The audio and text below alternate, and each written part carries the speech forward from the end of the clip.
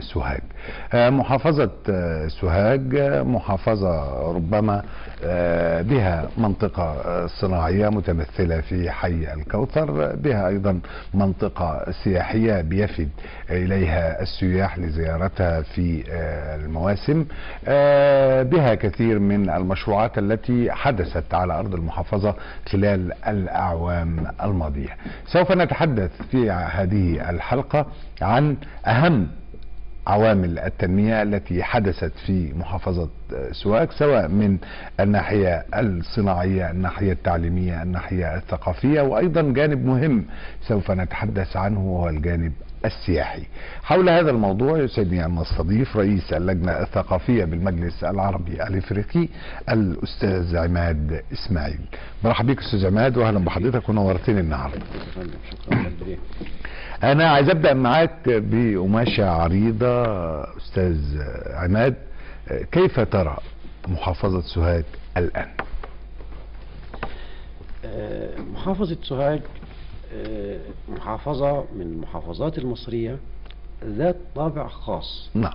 مهما تشابهت مع محافظات الصعيد أو مع محافظات مصرية، فهي يعني تمتاز بطابع خاص قد يكون إلى حد ما له تأثير سلبي على المحافظة. يعني محافظة سوهاج بتمتد على شاطئ النيل من الضفتين بمسافة حوالي 130 كيلومتر، وهي تقع في المنتصف بين القاهرة وأسوان، يعني هي في المنتصف. تمام. نعم. ولكنها للأسف الشديد تفتقد للظهير الصحراوي. هي أحد المشاكل اللي موجودة في محافظة سوهاج.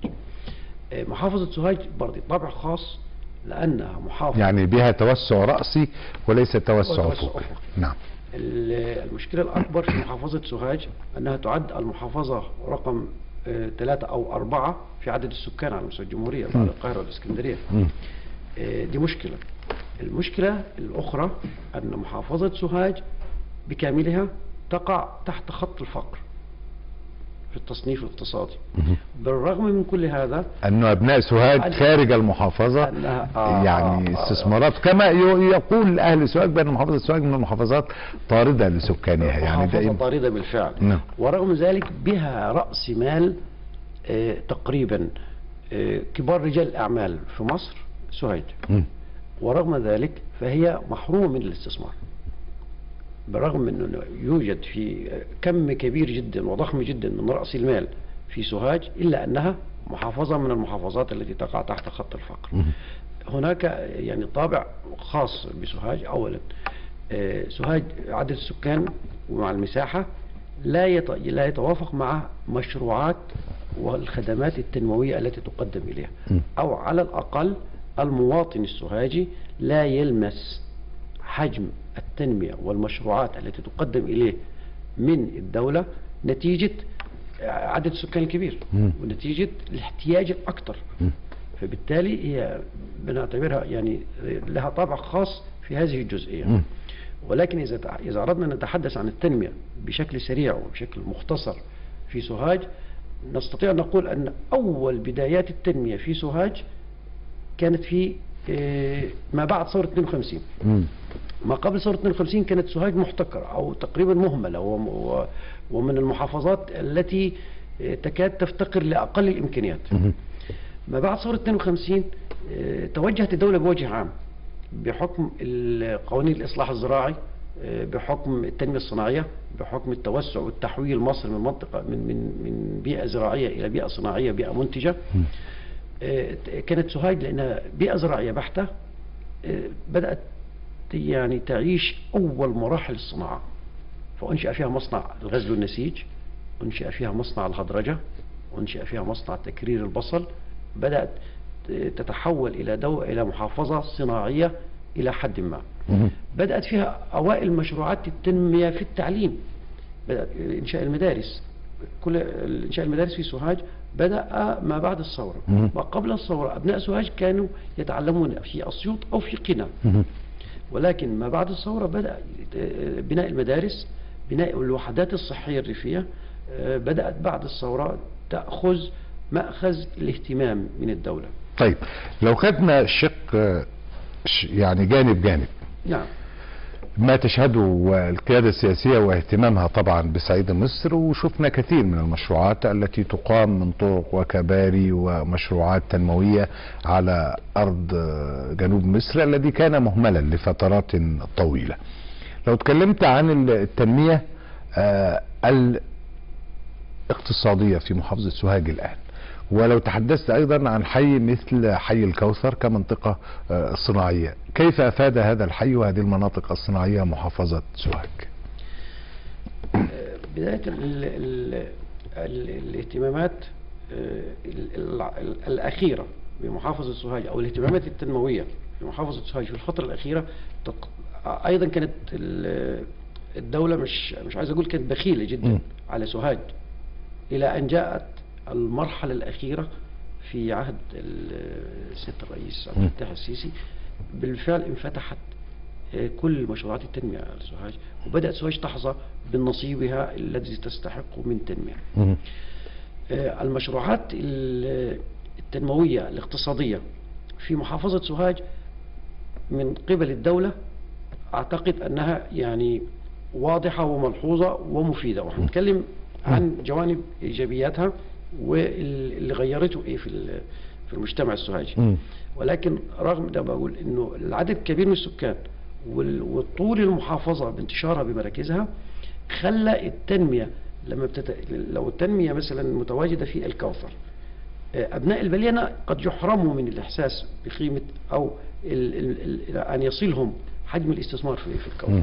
كذلك أبناء طمة لأن محافظة خطية، فيجب أن تكون التنمية على مستوى الخط بالكامل.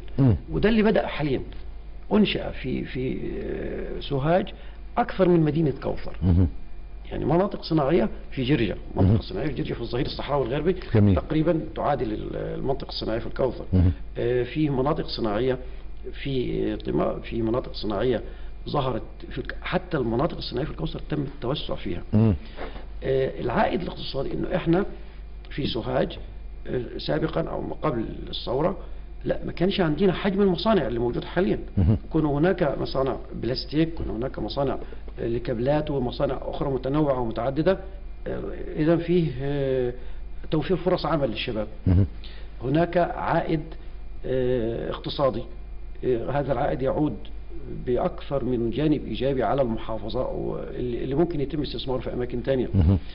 فتح الباب ليثبت أن هناك مشروعات ناجحة قد يمكن تكرارها في مراكز أخرى، مناطق صناعية أخرى.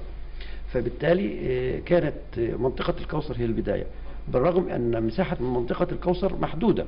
نحن لا نمتلك ظهير صحراوي لكي نتوسع أكثر، ومع ذلك انتقلت مع وجود مدينة سوهاج الجديدة على الظهير الصحراوي الغربي، امتدت إلى جرجة، امتدت قليلا إلى جهينة. فبالتالي بدأت التنمية تؤخذ من مبدئين عشان لنجاحها في الكوثر أول. طيب جميل.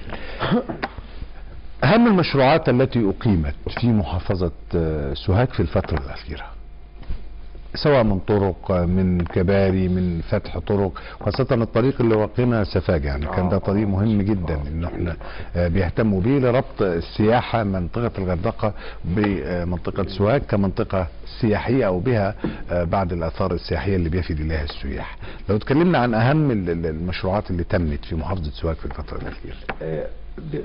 نبدأ بالطرق. عادل بيه، اول طريق واهم طريق في اعتقادي أنا الشخصي كان هو طريق سوهاج البحر الأحمر. أولا ربط سوهاج بميناء سفاجة، ربط ميناء بمدينة سياحية ضخمة في الغردقة بطريق ممهد بشكل جميل، اختصر وقت، وفر جهد، نقل الحركة التجارية. نعم، الحركة التجارية استفادت جدا من طريق البحر الأحمر. ده أهم. ثانيا أنه ربط سوهاج بطريق الجيش القاهرة، يوفر كثير طبعا من المجهود وكثير من التعب للوصول للقاهرة، وبالعكس حتى خفف من حركة المواصلات والانتقالات، ووفر حاجات مهمة جدا. يأتي بعديه الطريق الصحراوي الغربي، وازدواج الطريق الصحراوي الغربي كان من الأشياء الجميلة جدا والمطلوبة كانت جدا، اللي ربط ما بين سوهاج مع أسيوط مع قنا مع الأقصر مع الغردقة أيضا مع أسوان والوادي الجديد. جميل. فازدواج هذا الطريق يسر أمور كثيرة جدا، وخاصة زي ما حضرتك تفضلت أبيدوس والأقصر الطريق الزراعي سيء ضيق محدود مزدحم. فكانت تقريبا المسافة من معبد أبيدوس إلى معبد الأقصر تستغرق ما يقرب من 3 ساعات وأكثر. الطريق الصحراوي اختصرها إلى ساعة أو أقل. فبالتالي طبعا دي كطرق عامة، ولكن لدينا طرق داخلية زي محور طمة، كوبري محور طمة اللي ربط الصحراوي الطريق الغربي أو البر الغربي بالبر الشرقي، وكان ليه برضه انعكاسات سياحية لتواجد عدد كبير من الكنائس والأديرة وعدد كبير من المساجد التاريخية والسياحية اللي ممكن يتم الانتقال إليها بسهولة وبسلاسة. في كوبري جرجة وده مهم جدا اللي افتتحه السيد الرئيس عبد الفتاح السيسي. ده مهم لأنه يربط الصحراوي الغربي بالصحراوي الشرقي بطريق البحر الأحمر بطريق الجيش. جميل. إضافة إلى ربط مع غرب النيل بشرق النيل. والأهم في هذا المشروع أنه ربط مطار سوهاج الدولي بعدد كبير جدا من المراكز والمدن التي كانت محرومة من الوصول إليه. فبالتالي كوبري جرجة من المشروعات الجميلة والهامة. هناك مشروعات أو كباري داخلية، منها كوبري البليان اللي تحت الإنشاء وهيخدم الحركة المرورية وضغط المواصلات. كمان كوبري طهطة وده تم تنفيذه، وكوبري جميل يسر حركة المرور داخل طهطة، وخاصة شوارع مدينة طهطة ضيقة ومزدحمة. جاري إنشاء كوبري المراغة داخلي. هناك وصلات تم إنشائها على الطريق الصحراوي الغربي لربط مطار سوهاج بالكوامل بمدينة سوهاج الجديدة، كذلك في طمة كذلك في الجهينة. الطرق الداخلية دي كلها من المشروعات اللي بالفعل وفرت وساعدت أكثر في العملية التجارية. مدينة سوهاج الجديدة بدأت يعني بدأ نشاطها وبدأت في ناس بدأت الانتقال فيها، وخاصة بعد النقل الجامعة. وعلى فكرة من المشروعات التنموية الجميلة في سوهاج اللي هو تطوير الجامعة، التوسع في المدن الجامعية، التوسع في الكليات نفسها. كمان المسافة بعيدة بين سوهاج الجديدة وسوهاج المدينة؟ لا لا لا لا، مش هي تقريبا 10 كيلو، ولكن يتم إنجازها بسرعة لأنه الطريق جميل، الطريق مزدوج ما بينهم، يعني يستغرق ما يقرب من 10 دقائق ربع ساعة السيارة كمان سوهاج الجديدة. هذه صور مدينة سوهاج الجديدة يا أستاذ مالك. لا، ومدينة سوهاج الجديدة هنا سعادل وفرت يعني حاليا تقريبا الإسكان الاجتماعي في مدينة سوهاج الجديدة حاليا تقريبا تم إنجاز ما يقرب من 8000 وحدة سكنية إسكان اجتماعي، معدل تقريبا 319 عمارة.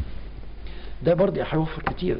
بدأ يدينا استصلاح أراضي في المنطقة الصحراوية، واحنا يعني هذه العمارة السكنية يعني ومناطق التشجير سوهاج جميلة ومن المشروعات الرائعة مدينة سوهاج الجديدة.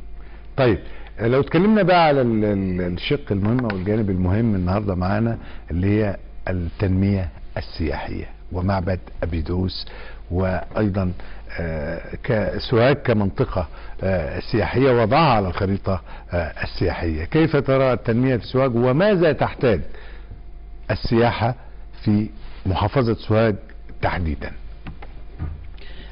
مبدئيا هل إذا كان الوقت يسمح، تفضل. البرنامج يسمح أن احنا نتكلم عن السياحة بشكل تفصيلي إلى حد ما؟ تفضل. لأن هناك مشكلة كبيرة في السياحة بوجه عام، ونحن نعاني من